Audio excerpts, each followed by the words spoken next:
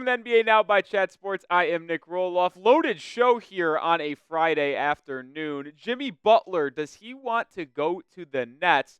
Trae Young, did he have no market this NBA offseason? And then lastly, we'll touch on Brandon Ingram because he might be forcing his way out of New Orleans and be on the move before the season begins in a month and a half. But before we get into the nuts and bolts of today's episode, do you want more NBA videos? Well, you got to show me and you got to show the bosses because it's NFL season now. And, well, that means NBA coverage is going to go down a little bit. But if you want us to still drop multiple videos a week on everything in the NBA, hit that thumbs up icon. Let's get more than 100 likes on today's show.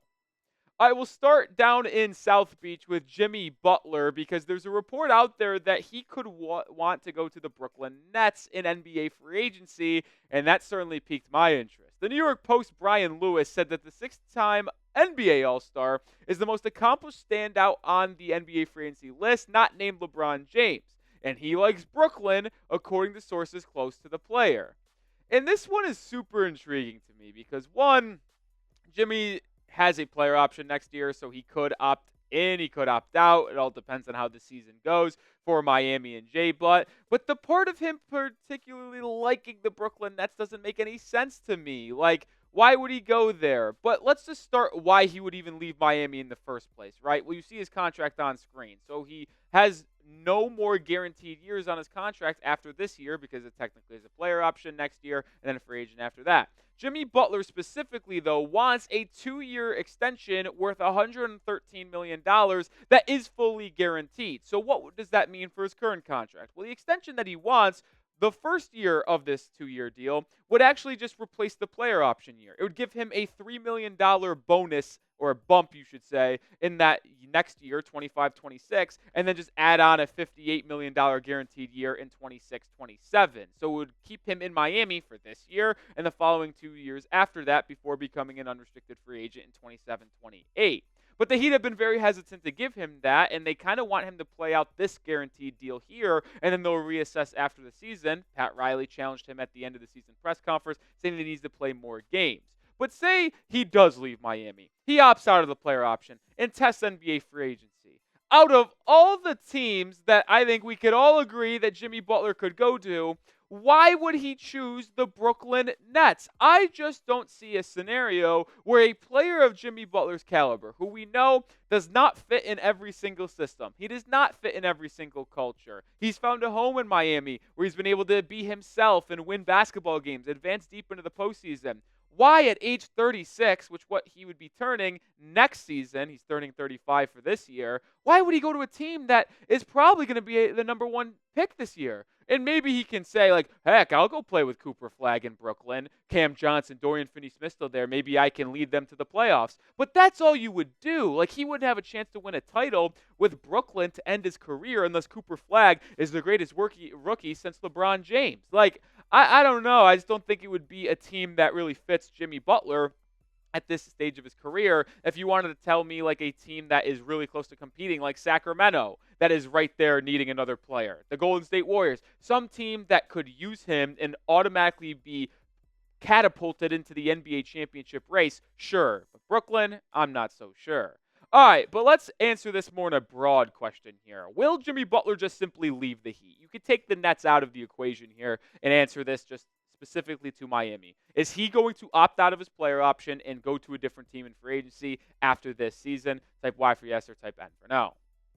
I will move on to Atlanta with Trae Young, the point guard who has been rumored to be on the trade market for some time now, and apparently he could have been on a different team if other NBA teams expressed interest. ESPN's Tim MacMahon says the simple fact of the matter is if there was a real market for Trae Young, he'd be somewhere else right now. It's not like they got some kind of wild blockbuster return for DeJounte Murray. And I do actually agree with that. I thought when the trade between New Orleans and Atlanta went down in the offseason, I thought New Orleans got great value in acquiring DeJounte Murray, especially what the Hawks ended up paying to get him from San Antonio in the original deal.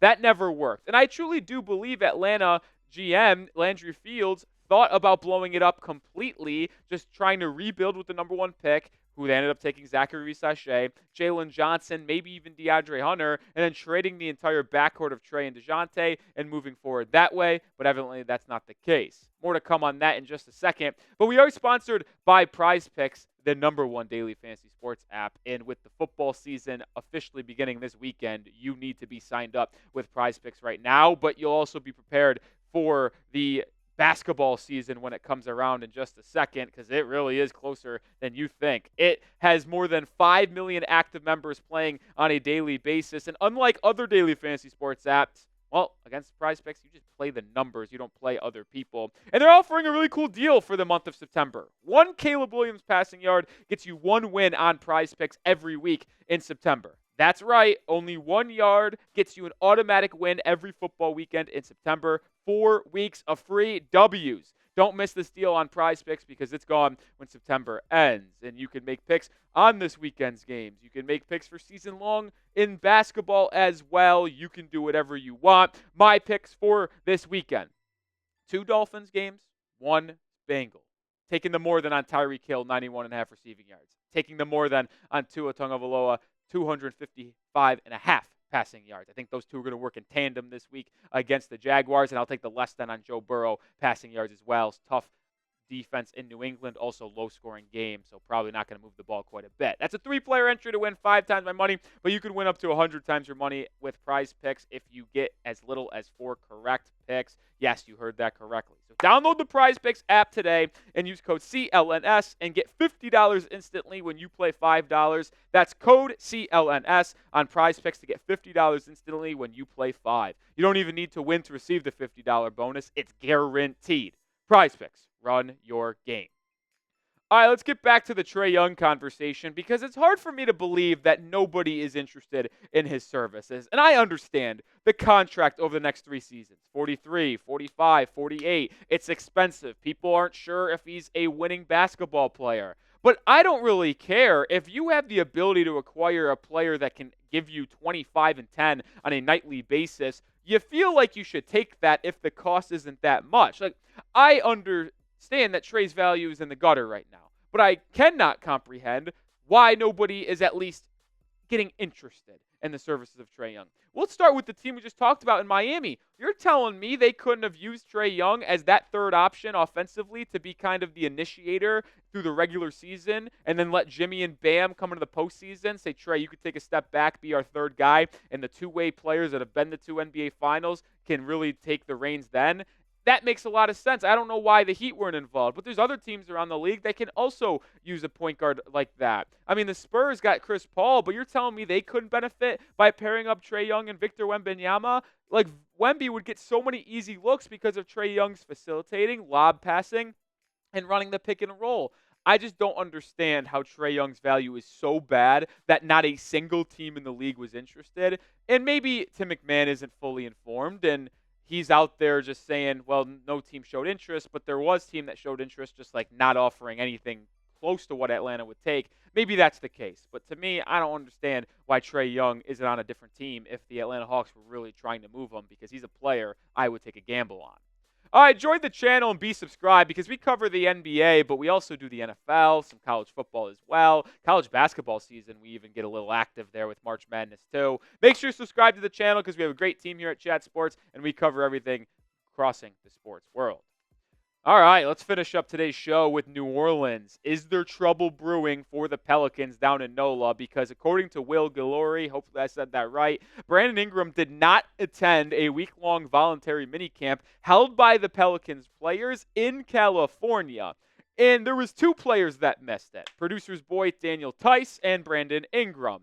And I think it's interesting that B.I. didn't attend this because there has been some disconnect between him and the organization. The Pelicans have been trying to trade him for the entire offseason because him, being B.I. and New Orleans, have not been able to work out a potential contract extension as Ingram is entering the final year of his deal. He wants something egregious, if you're asking me. He wants a 4-year, $200+ million deal, getting an average of $50 million per season. And he's a really good basketball player. I think when New Orleans traded Anthony Davis to Los Angeles, they got the return that they could have hoped for with Ingram, with Josh Hart, with Lonzo Ball, all the draft picks. And they were able to parlay those into other deals in picks as well. I think they got a good return for Anthony Davis. I really do, especially with where the team was at that point in time.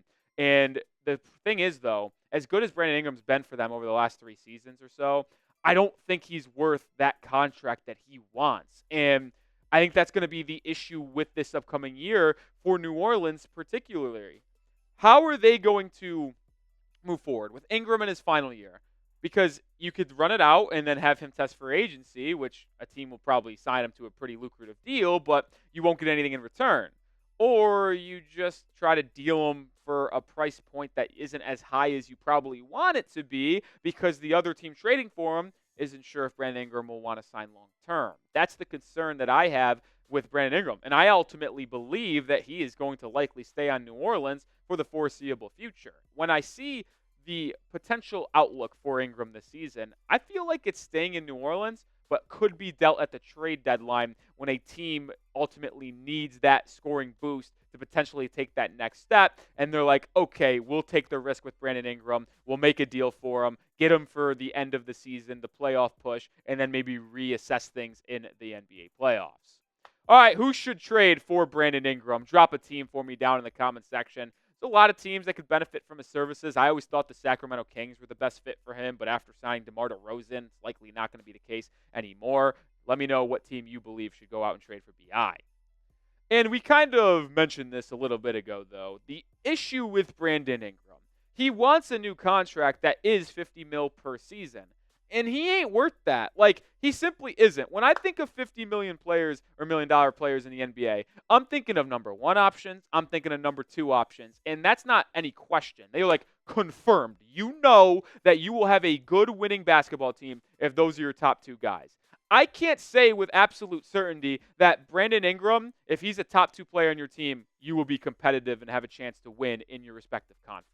I can say he is a really good third option. I put him in that realm of Chris Middleton's in the NBA. But Chris Middleton ain't getting paid $50 million. If Brandon Ingram was asking for a contract that OG Anunoby got, where he's getting paid $42, $43 million per season, I think this might be done already. I think the Pelicans would be willing to do that. But he's asking for 50 plus, and I wouldn't sign him for anything more than OG Anunoby's money. Because, yeah, OG doesn't put up the stats that Brandon Ingram does, but he impacts winning at a much higher level due to his ability to knock down catch and shoot threes more efficiently, be one of the top 10 defenders in the NBA. Brandon Ingram's just got to take his sights down, or he's going to be kind of stuck in this no-man's zone of no one wanting to trade for him because they don't want to pay him that much money, and the Pelicans don't want to give him that money. Brandon Ingram, come down to $43, $45 million per season, and you might have a deal from another team. All right, I'll do it for today's episode. Make sure you are subscribed to the channel. Like I said, we cover everything in the sports world. NBA, NFL, college football, college basketball, even some MLB at times, folks. Hit that sub button for the best coverage in the sports industry.